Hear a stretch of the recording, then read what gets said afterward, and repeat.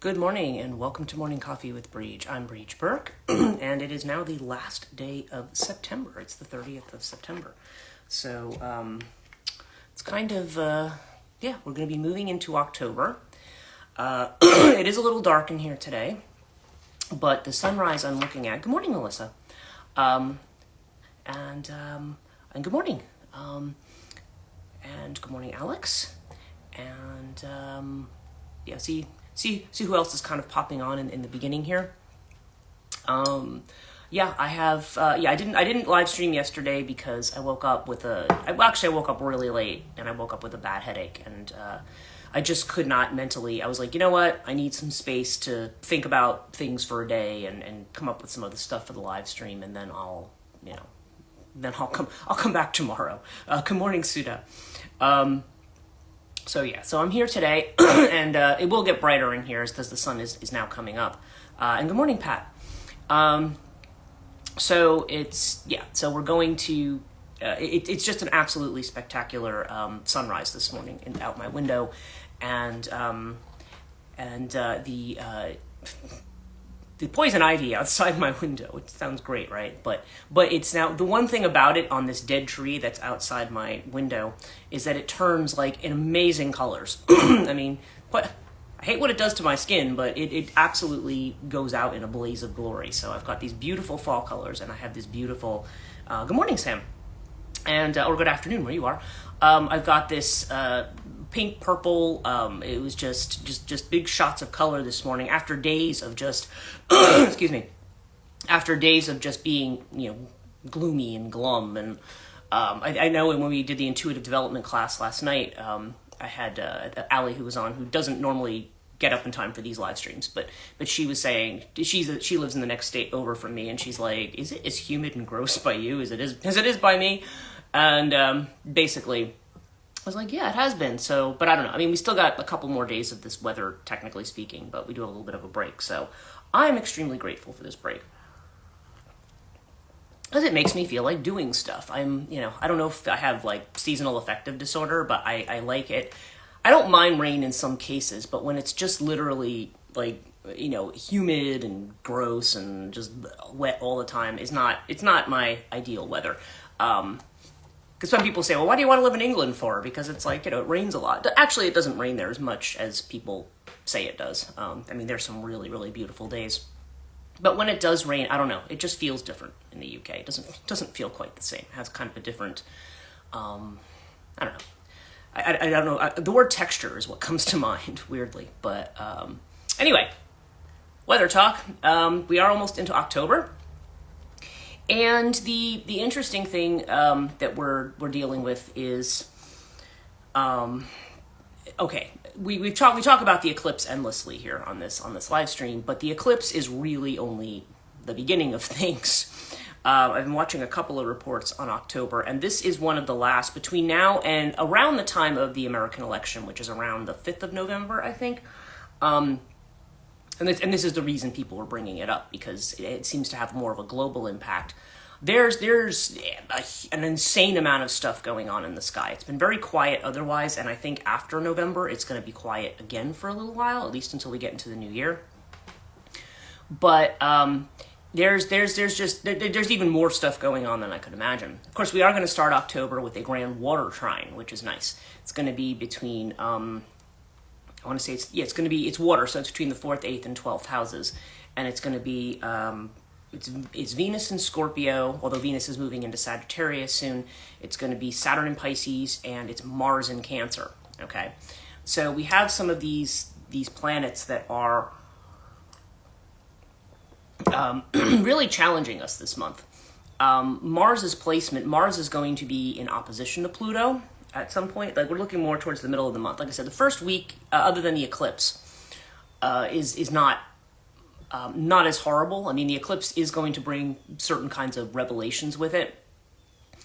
But certainly by the time we get to October 12th, 14th, 17th, there's like a lot going on in the middle of the month.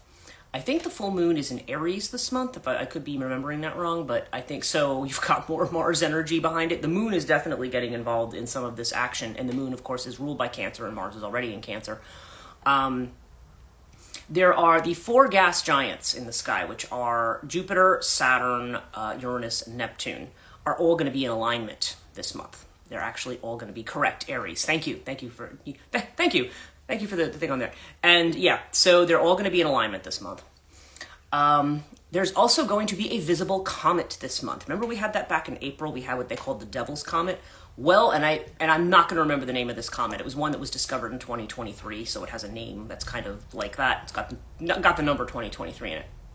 But it is going to be bright enough, they said, potentially to see during the daytime. I think they said the best viewing is going to be between like October 14th and 24th.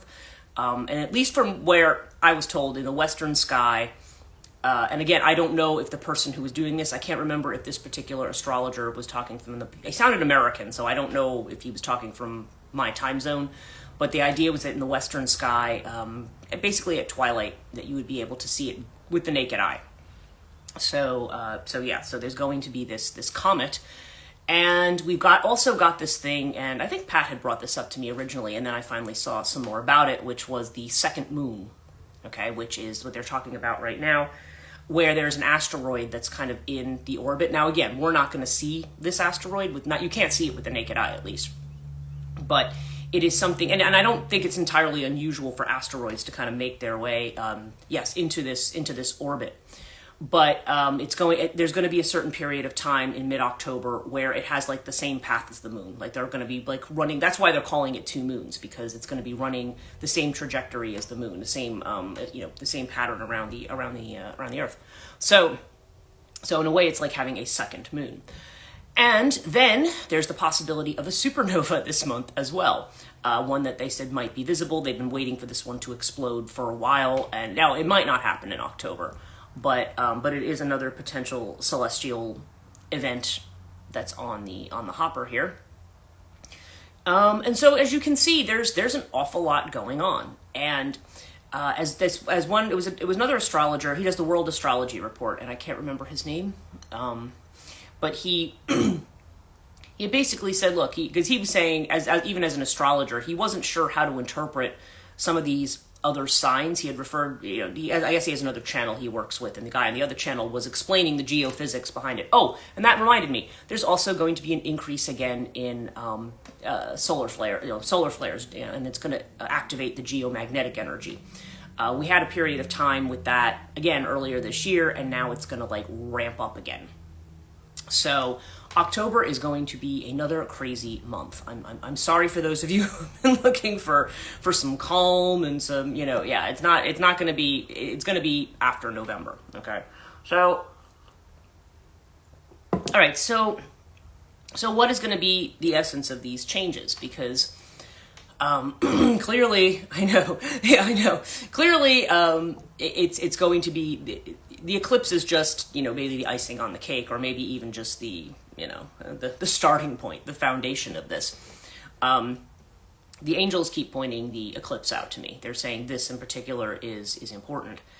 But I think all of these things collectively, the guy on the World Astrology Report said, look, I'm not sure exactly what it means when you have these other objects that kind of come in, like comets and asteroids. I mean, other than what we know about Chiron and things like that. He said, but he said, I do know that, he says, I am a believer in omens. And certainly if you were living in ancient times and you were looking at the sky and you were looking at this, you would say, yeah, there'd be a lot of omens in the sky of some kind of really substantial change. And a lot of astrologers have kind of been nervous about saying what that change might be. Because, I mean, realistically speaking, you've all heard the old expression that the stars impel, they do not compel. Meaning that, the astrology, certain things appear a certain way, but that doesn't automatically mean that you have to take certain actions. I was going to ask your intuitive feelings on this eclipse. It closes out the Aries eclipse from last year, right? Yes, this does end that eclipse cycle.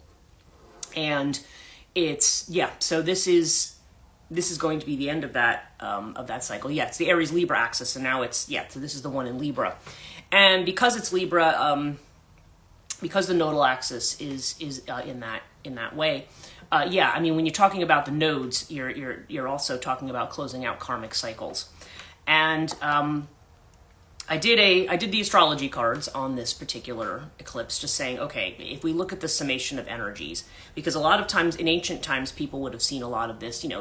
First of all, eclipses people found terrifying. The appearance of a comet also was considered to sometimes not be. Definitely seems like the gods have their hands in things for sure, and it's so they're just it just seems to. What everybody kind of agrees is that it points to kind of almost radical, cataclysmic kind of change. And Steve Judd, who's one of the astrologers from England that I follow, he had said, look, he says, he's one of those people. I have a feeling something big is coming up. I just don't know if it will be good, bad, or indifferent. Right. Probably not indifferent, but whether it's good or bad, I mean, that could be a matter of perspective. But he was talking more these are changes that are going to happen on a global level. They may have individual impact. I mean, I'm sure they're going to have individual impact. Yeah, the Celestial Olympics, kind of. Yeah. There's this big fire show going on for sure. At least it's the celestial opening ceremony, right? And there's all of this stuff going on, and the question is, what does it mean? Spirit has its hands in things. Last night I had a dream I was in the underworld and my computer using was hacked by a spirit. And you know what? It's really, okay, I had a dream last night, Sam, that I was that I was supposed to be starting some kind of a job and that I already had jobs to do, but I was not able to get into any of the computer systems, like for whatever reason. And so it was like I was expected to start a job without any like orientation or onboarding. It was weird. So it's funny that you have one about, was hacked by a spirit. You were in the underworld in your case. Yeah, wow. That's whoa, yeah, that's interesting. I've had I had dreams in the last couple of days. Oh my god, sorry. It's the allergies in the morning at this time of year are monumental. I had a dream the night before. What was it about? It was that that I talked about this, I think, in one of the live streams, that I was expected to pay somebody else's debts. Like, it was like these older people, like, who were in a nursing home or something. And I was told that I had charge of 9 people and they had made 22 charges to this account and that I hadn't paid, like, say, 631. And I was like, no, none of those people. There's only one person who might be on my account, and that's actually on my mother's account. So it was weird. It's like all of this stuff about... and the idea, like in your case, that the underworld would, somebody in the underworld, like in other words, there's this error that somebody in the underworld would be hacking your machine. It's almost like they're coming in and taking over in some way, like something we could call it in the collective unconscious, but we could be talking about the underworld. We never. That's another term that. God, that's a whole side note. If you read James Hillman's Dream in the Underworld, that's the sense I'm thinking of the underworld. And the idea that it connects us with that space, that kind of hidden forest that we have in the psyche. And and that somebody else has kind of come in and taken over is kind of interesting in your dream. But the reading that I did on it this morning was, I said, what's the main energy here? Now, the thing that we're not seeing, because, I do the 5 card and it tells you what the situation is. And the situation was fire element with Mercury, okay? So fire element, all this Mars energy. And that's where the touchiness is. A lot of times when we have these aspects, also I think it was mentioned Jupiter retrograde's going to be conjunct Mars, I think in the 7th house. And the last time that happened, I think, what was that? Was that the escalation of World War II? There was something... It was a long time ago when it happened, but it was basically an escalation of a war. So there's some severe concern among astrologers that, like, the war in Ukraine, or that there's going to be a full-blown Middle East war.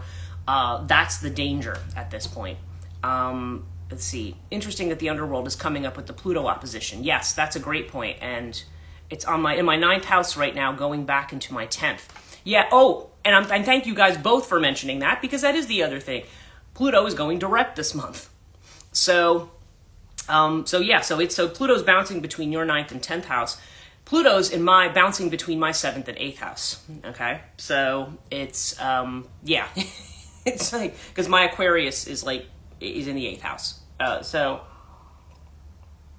Aquarius is the 8th house for me, and that's where my North Node is too. And Pluto's been roughly conjunct my North Node all this time. So, good point about the astrology.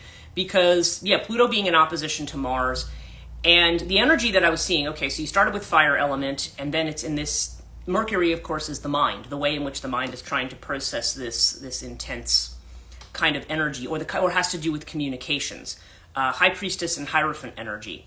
Yeah, exactly. It's this, it's kind of back and forth almost between like what's the traditional kind of spiritual, and kind of what's seen and unseen, really, as well. And the fact that there's this kind of connection here. When we look at the what was it? Sorry, I was losing my train of thought here. Okay, so we have Mars. Okay, yeah, Mars, and then Mercury. So a lot of this has to do with. Remember, we were talking about. I've been talking all week because the school opens on Wednesday. Okay, the Institute for Study of Feminine Myth first class starts Wednesday, and it's. And that starts on the day of the eclipse. But we've been talking this week about communication, creativity, and communicating creatively, right? Or new ways of communicating, or new ways of doing things. So it's interesting that this is saying that in the midst of this very tense aspect, Steve Judd described it as landmines. It's like there's a landmine that could explode because of the tension between these planets this month. And the fact that it's happening before the American election, everyone's like, what does this mean, you know? But the card that I saw, the element that we're not aware of was the 11th house element. Now, 11th house is Aquarius, okay? Now, during this time period, Pluto's still going to be in Capricorn, but it's going to be moving direct as of the middle of the month, not retrograde. So it's not that we're going back to stuff. It's almost like we're now finishing out the cycle, okay? So Pluto's moving direct. We're finishing that cycle out. And this is where we're getting a lot of this kind of oppositional, energy that we're seeing, because that particular era is kind of throwing up its last gasp almost. But the 11th house also implies that we have help, okay? That we're not all, it's not just us against the forces of the universe. Like there seems like there are helpers, whether they be our individual guides, whether there's being guidance happening on a much broader scale. Maybe, because when we think about it, I mean, Earth is really just one little planet in a massive universe. Right? And this is happening, and this is just the stuff that seems to be happening in our solar system and in our sphere. There's, we're talking about being a very small piece of a very vast system. And yeah, I mean, I think I can say without sounding too much like a tinfoil hat person that we're probably not alone, and that that we're not alone actually, and that there are other, galaxies, systems, beings, and that we're just one set, and we think we're the only ones because we're only aware of ourselves, right? But yeah, and then there's whatever there is interdimensionally and so forth. Like the reality is so much more vast than what we just see in front of us on the Earth, and so I think we're kind of moving into a space now where we have these helpers, and we just like we're not aware that they're there, and so therefore we have this anxiety that we're going to have the strength to face something else maybe by ourselves. This is saying like, no, there is help out there.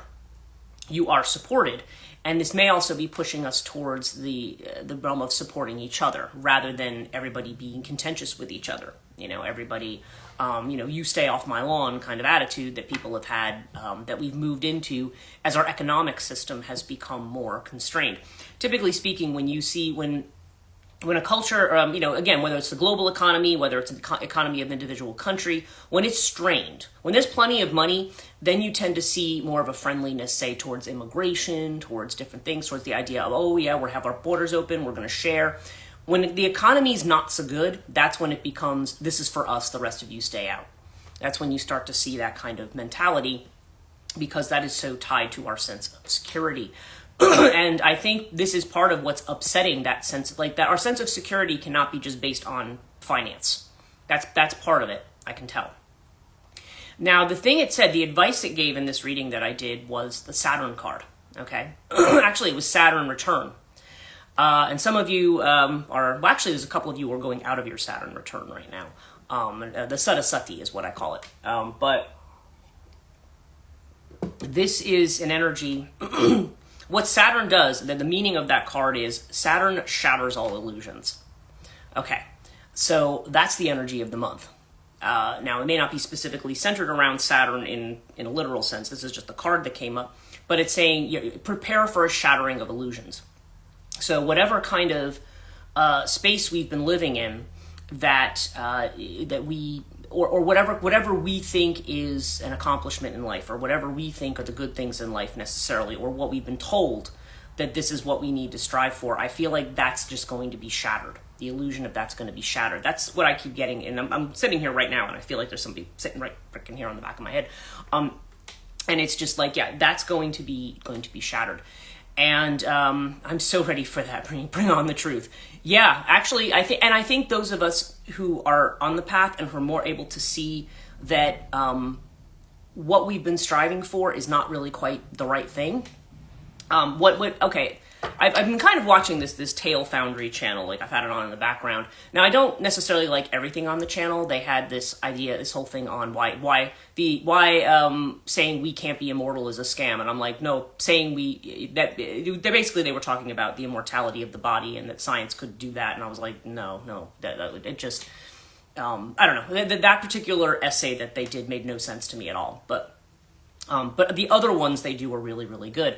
And there was one that they did on it's kind of I don't want to call it, if I want to call it science fiction-y, but it was on Reddit originally, and then it became a graphic novel. And it's called The Left-Right Game. And I don't know if anybody's heard of it. I would like to get a copy of it now, actually, after this. But it's about this woman, it's about Keisha, her name is, who is a truck driver.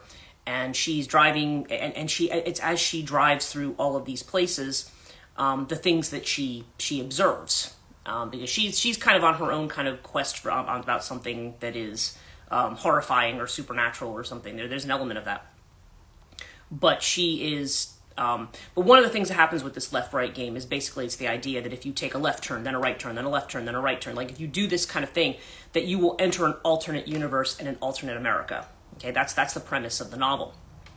And there's certain rules because if you pick up hitchhikers, don't talk to the hitchhikers because they may derail you from the left-right, and then you might get trapped in a certain place. Or in the case of the one woman, she just disintegrates because she no longer exists in that space. It's interesting.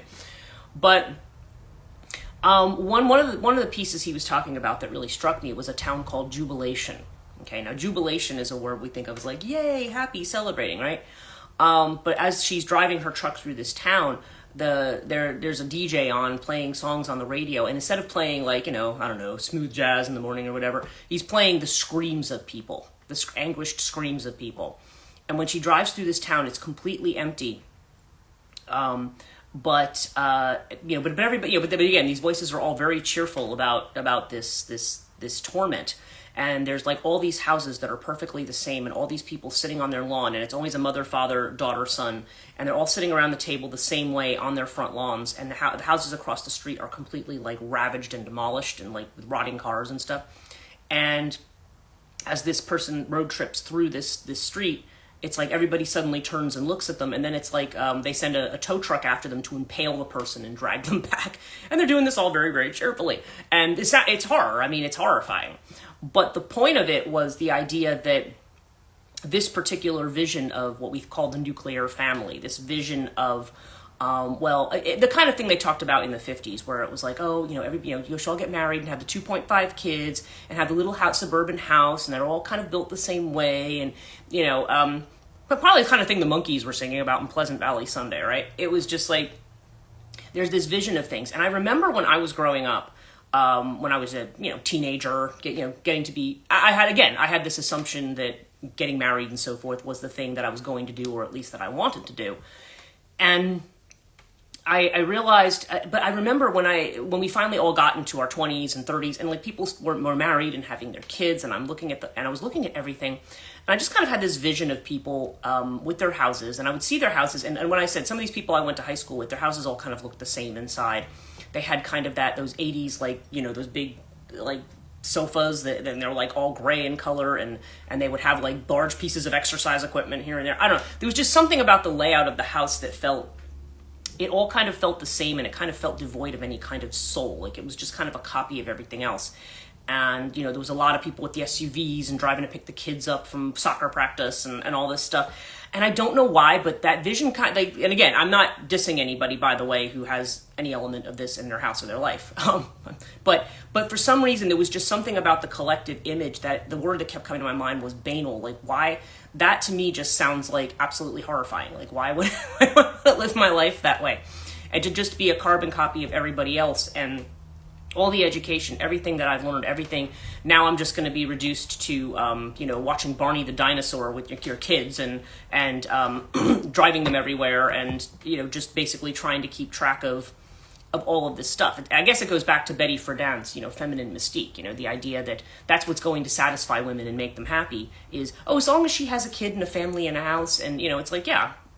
But she also has all this education and everything, and now it's just like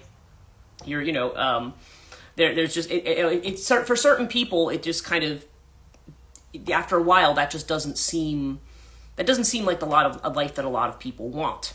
And so when you have women who say, and again, some people I know here like have kids and stuff, and that's great. I'm not gainsaying that or saying that that's the kind of life that you have, but what I was raised to expect as what I'm supposed to be striving for is really what I'm getting to here. I looked at that and I just went, no, that doesn't sound like what I want. I would rather make my own money. And I mean, I did want to have a husband, but anyway, that didn't work out. So I was like, yeah, I want to have my own money. I want to make my own way. I want to travel. I want to have my own space, and I want to create the way I want to create. Okay. Which is why I do what I do now. I did spend years working. And I did work at something that I did legitimately love for a while. And then once I stopped loving it, I was like, okay, it's time to stop doing it.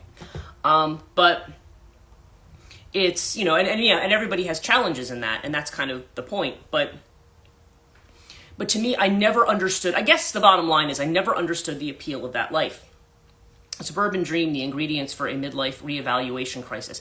That's actually a really excellent point. Right. Because you follow along with that script and then you stop at some point and go, what the hell am I doing? Right? What am I doing? And why was this supposed to be the apex of my fulfillment here? And so I think a lot of people nowadays who are choosing, what's next? Exactly, because it's all predicated on these kind of short-term goals. Like, okay, now you finished high school. Now you finished university. Okay, now you've gotten married. Okay, now, and it's just like, it's kind of like you've checked the box, you've done the thing. And and it ended up kind of becoming like that. Like you move from milestone to milestone instead of kind of being in the present. And that's what I think that's the mindset we're trying to shift away from, because we kind of feel like that's the mindset. There's something about that mindset that we should be attached to. Like, oh no, but that means that you have security and a retirement, and you have this and you have this and this, and that's all. That's really what we're all striving for here. And I'm like, okay, so you're striving to have a big retirement, but then you spend most of your life just doing things you don't like. So I don't know. So the idea that you should be able to explore and live life the way you want to, it's like, no, this is the box that you have to go in. And I've often thought, like, if I was even just being married to when I was married to my husband and we started out in that kind of a life, we never had kids, but I just thought, oh my God, no, this is like a prison. I can't do this, And at first, you think it's me, something's wrong with me, right? Yeah, there has to be a better way, right? And again, it all depends on what we have to offer the world. Like I said, some people, they long to have a family, they long to have kids, and that's great. I'm not saying that it has to be this kind of banal hellscape, but I think it's just that you have this, this idea of this sameness that's there. And I feel like the illusion of that is being shattered. Okay, that's where I'm really going with all of this. And so that whole thing, seeing that thing about this town called Jubilation, in other words, yay, you've arrived. This is what you've arrived at. And what you've arrived at are all these houses that look the same. And the 2.5, like we say 2.5 kids, right? Sitting around the table and kind of this vision of things. It's kind of a vision that you will see of people. I know there's that thing that's going on now. Good morning, Joanne. Called the trad wife thing, where they are, with this idea that I'm going to be a traditional stay-at-home mother, but of course they've got like a nanny to look after their kids and stuff, and they're just baking artisan bread in the kitchen and going, look at me, I'm a trad wife because I'm wearing this kind of, like, no, that's just a kink. That's not actually being a trad wife. And never mind that if you actually, being a trad wife would actually be something very unsexy. But there's some women who just kind of get into that role, and I'm like, yeah, that's to me, I don't know. Woke up like the Tin Man late morning, late good morning call. Yeah, that was like me yesterday, and that's why I just said, forget it, I'll do a live stream tomorrow. But we're talking about the changes right now that are happening, and that like all the active astrology this month, and all these omens that are going to be that are appearing. So yeah, it's kind of like what Alex said earlier. Yeah, let's bring it. There's going to be some kind of a change, but for people who have kind of really been kind of wedded to that, I would be quickly fired if I tried to be traditional. Yeah, I'm just not that, and that's kind of, well, that's even I think what I was told when I was married. My husband was just kind of like, well, you don't do this and you don't do that, and I'm like, why should I? You know, I'm not here. I'm not here to. What's the word? I'm not here to be your servant. I mean, we're supposed to be in a partnership here. To me, marriage should be about a partnership, about people working together on something. Not you, woman. Go make me dinner and go do this and come around when I want sex and otherwise leave me and my friends alone. Like, no, I'm sorry, I'm not living that life. I refuse to live that life. And then you hear these people who say, well, have a baby because that will stabilize things. And I'm like, oh no, that's the worst thing you can do. Because now you have this little person who you're putting in the middle of all of this, and that's not fair to the little person. So again, marriages don't have to be that way, but that was what unfortunately what we were talking about the other day with a lot of men like trying to go back to very conservative Christian religion and stuff like that, like a lot of Gen Z young men. This goes back to the feminine and how we're negotiating the feminine. And I think that's part of this. It's just kind of like, no, that's not, the feminine is not finding her place in this kind of 1950s housewife vision of America. Which again, I don't think anybody here, even people with kids, necessarily live that vision. But I have seen people I've known kind of fall into that. And I just feel like, oh my God, like all the stuff you had, you've just kind of like thrown everything away that you have because now, this is your only focus. And when you try to talk about anything beyond it, it's just like, what do you mean talking about anything beyond it? Like, it's just almost like, it's so that's why I say when I see a town of jubilation where people are screaming in horror, I was like, yeah, I kind of that image kind of relates to the image that I had years ago. And people would say to me, well, why aren't you still married? Why don't you have a family? Like, what's wrong with you? And I'm thinking, that was my thought. I was like, I don't want that. And I think that's something, in order to have a really successful family, it has to be something that you want. And it has to be, and it's something that you have to be, it's not like you just have to have a kid to check the box and then throw the kid with a babysitter or nanny all the time. And again, I understand people work too, so you can't, you gotta juggle childcare with everything else. So it's not so much about that. But there are people who literally have kids just because it's the thing you're supposed to do, and they don't actually have any attachment to their children. So that does happen with people. If you have it's renegotiated often. Well, yeah, exactly. They said to me all the time when I was 23 and living in Colorado, yeah, well, that's it. And I got a lot of the same thing too. And I had friends when I got divorced who were like, oh, that's the most terrible thing. I'm so sorry. I'm like, it is? Why? Like, I didn't, because they were kind of in that. And they're like, but don't you want to just have babies and a house? And I mean, listening to these people, I'm like, you sound like you're something out of the Stepford Wives. It's just really weird. And so I'm just thinking like, no, that's not actually what I want. In any case, it's not necessarily about that, but certainly the role of the feminine is one big factor that we're looking at here. And the way and what it means to negotiate the feminine is not to have to submit to some kind of a model, but rather this is about being part of a community of support here. Okay. I would tell people to say congratulations to me afterward. Yeah, and it's funny, when people get divorced, I say, okay, should I say I'm sorry or should I say congratulations?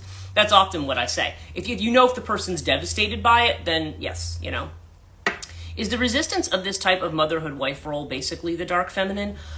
It can be a piece of it because dark feminine has to do with sovereignty. It has to do with having your freedom. So if you're being put into a role where, no, it's your job to submit to your husband kind of thing, then yeah, that would be a pushback against that. That's one piece of it.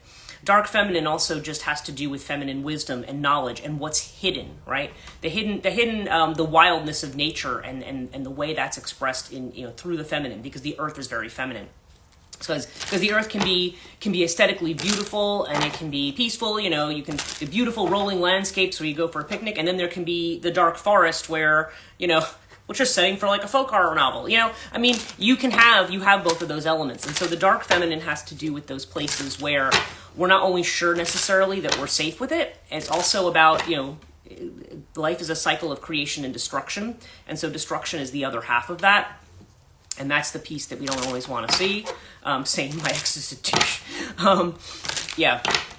And, God, I love that. Yeah, so it's about, incorporating the feminine. It's not that it's a matter of a rejection of the masculine, or even necessarily a rejection of the family, but it's like, we're doing this in a way that is very unnatural to us.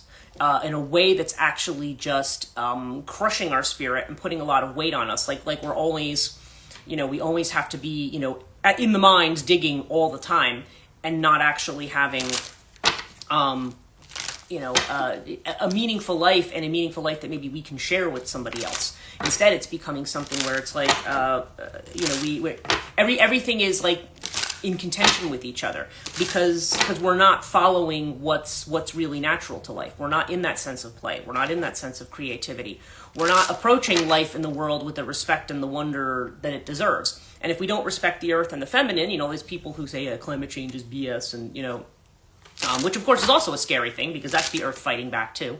I think we like to say, it's what humans. I mean, yeah, it is what humans have done but it's also the consequences of what humans done. And we seem to think with regard to the earth. Well, I shouldn't say we, but the almighty we seems to think that we can just do whatever we want. And that's the problem that needs to be corrected.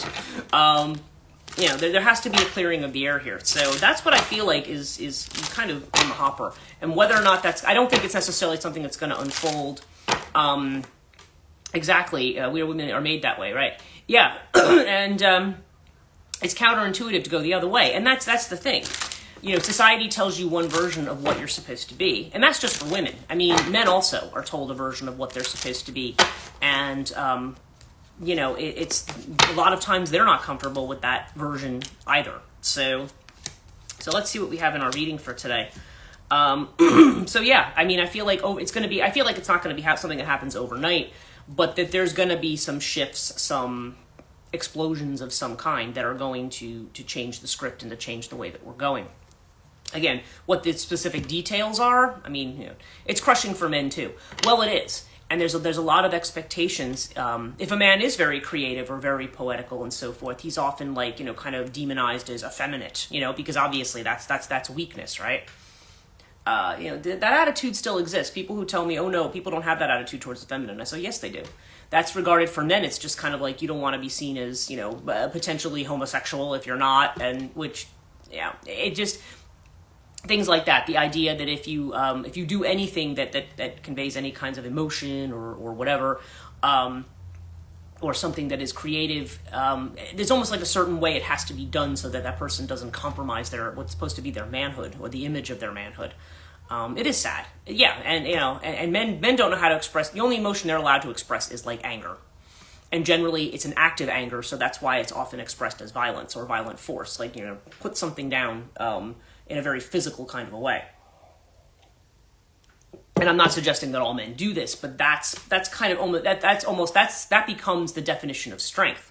That's why people think that somebody big with a big mouth is a strong person. I'm like, no, that's actually a really weak person because they don't realize that their strength actually comes from the feminine. The person who can balance those sides in themselves, like a man who can do that, is a very strong man. A man who can be open and vulnerable, just like a woman who can be open and vulnerable, is a very strong person. Okay. Now what's our center card here? New vision, right? New vision, new way of looking at things. Okay? And what we're unaware of right now is the transformation that's going on. Yep, there's our death card. Okay? Something is ending, and these are major arcana cards, both of them. This is actually the Hanged Man, and this is the death card. These actually 12 and 13, one right after the other. And so we are at this space of transformation. And the external feeling of which we're aware, playfulness. Here it is. Being playful. It's just moving into a world where you're like, you know what, it's okay to have fun and to, everybody be economically provided for and so forth, and just be able to have fun, or just be able to do work that you make money at, that you love, to do the things that really are meaningful to your soul. Because we've been told to, well, that's a religious thing, you give up soul for spirit, for some kind of abstract thing that's somewhere else, instead of, living in the richness of the soul that you have here on earth, right? Yeah. And literally, I didn't even look at the card. Morality, dropping the morality of things. That's what's got to go. The morality, this vision that we have of, what's proper, what's proper for this person, what's proper for that person, right? And our outcome card is integration. Okay. So this is literally what I just said. This is what the reading is. It's like, okay, this is a correction. So I don't know. So the people who say watch this live stream, people who participate in the live stream in the morning, I feel like I know pretty much most of you, and I think I feel pretty secure in saying that all of you are not in a space where, we all are kind of still trying to work towards undoing that hard wiring that they call it, of the culture, but we're all aware of the difference between what the expectation is and what the reality is. So I guess what I'm saying is that I feel like all of us have an awareness of the reality, and what the reality has been. That there's something underneath all of this vision of, that was it. That was the thing that was said about that series. There was a writer who was reviewing, and I can't remember if it was a left-right game, or if it was something called Kentucky Highway Zero or something like that. There's another like interactive kind of novel thing that falls along the same idea. And basically they said, recognizing people who are chasing the ghost of the American dream because the American dream has been dead and they don't realize it. Okay? So people chasing after this ghost. Now, there's things about the American dream. The American dream is a mythology. It's a mythology that says, and the thing is, we think of it as land of opportunity. Everybody should have the opportunity to do things, but it's predicated on how hard you work. Okay, which has never been a real thing. That has always been an illusion. The people who have the most money, even back in colonial times, were not people who worked hard. Okay, they were people who played the stock market, people who deal in these abstracts, not the people who are actually out there doing the work. It's still a feudal system, people are still quote unquote the peasants, whereas there's the wealthy landowners. That system has not really gone away, and the people who benefit from that system really don't want to give it up. So, it's this shift. It's like kind of like, no, that's not the world we're going to be living in. And that's not, and the reality is that's not the ideal. Keep some illusions for us, Brigid. Hey, it's not me. I'm not the one who's, I'm just telling you. I am, as my friend put it, I am Hermes. I'm Mercury. I'm just the messenger. But it's not, and again, it's not the idea that, now everything's going to be insecure and chaotic. Sometimes there's chaos for a short period of time. There often is. But my point is that the chaos tends to come in situations where we are deeply unaware of what's going on. And when you have an awareness of it, it's not as much of a surprise as it is to the people who, don't see it coming, and there's quite a lot of people who don't see it coming because they would listen to this and they go, oh, that's just, or they would be looking at the possibility of change as something doom and gloom, something cataclysmic in a negative sense, and like, oh my God, my whole life's going to be destroyed. Well, if somebody's been living in a total illusion, then yeah, there unfortunately there may be some things that but again, it is like the Tower card. It's not something that's being pulled down because the universe hates you and wants to beat you up. It's happening because you're living an illusion, and it's like, no, this is not the way to live your life. This is the way to kind of do things different. And good morning, Bernadette. So our last two cards for the day, we have Okay, our first card here, it's like that Saturn card. Well, yes, exactly. The Lord of Karma shatters all illusions. So, yeah, so expect that there's going to be a lot of stuff going on the global stage in the next month. There's going to be threats of escalation, de-escalation, things like that seem to be coming up. But I did ask Azrael this morning, I was doing my reading, and I said, okay, some of these predictions about war escalating, about a full-scale war in the Middle East, about this and that. I said, where's that all going to go? He's like, it's not going to go there. That's what he said. It's not going to go there. It looks like that's the tense point right now, but it's not. He's saying no. He said, actually, that's the thing. People are, yes, looking at the astrology, there's certainly the potential for all of that, but, and that, people need to be mindful of that, but that's not actually where things are going to go. So, oh, you might hear the beeping here. I think the garbage truck is coming. Okay. So we also have, is it Helichrysum? Is that how you say that name? I don't know if I'm saying it right. This is our essential oil card. The keyword is hope. And the trigger statement is, I will not forget. The true statement is, I open my heart. Release the suffering and take another step forward. With each step, you will see more light and healing. Okay, and then we also have the card adaptable oil. Okay, and the keyword is liberated. Hope and liberated. Okay, there we go. Trigger statement is, what happens next? The true statement is, I'm divinely connected. Please remember that you never walk alone. That was the message of it. So, yeah. And as you can hear, they're coming to pick my rubbish up. But in any case, yeah. So that's what I have for you today. That's my reading. I'm sure this is a subject that will come up over the month. Oh, but tomorrow's October. So, so one of the things I did say I was going to do last week was I'm going to probably do this ghost story a day because it's October and I just love all of that. So I will start doing that tomorrow. Oh, you're welcome. And yeah, I hope all of you have a great Monday. It's the beginning of the week. I like Mondays because this is kind of, well, I always say it's my weekend, but it's just the day. Yeah. This is the day that I have that I don't usually schedule appointments and things. So I guess that's how it's my day off, not in many other ways. So, and those of you who signed up for the school, you will be getting all the updates today. So that will be coming in. And yeah, anybody still wants to sign up for the ISFM, it is, classes open Wednesday, but people have the potential over the next week if they still want to get in the full semester. So I never worked on Mondays. Yeah, I just kind of think of it as Saturday and Sunday, everybody's out at the store and stuff. I don't want to be there. I'm going to go on the day everybody's back at work. So that's the way I do it. So anyway, all of you have a great Monday, and I'll see you tomorrow. Take care.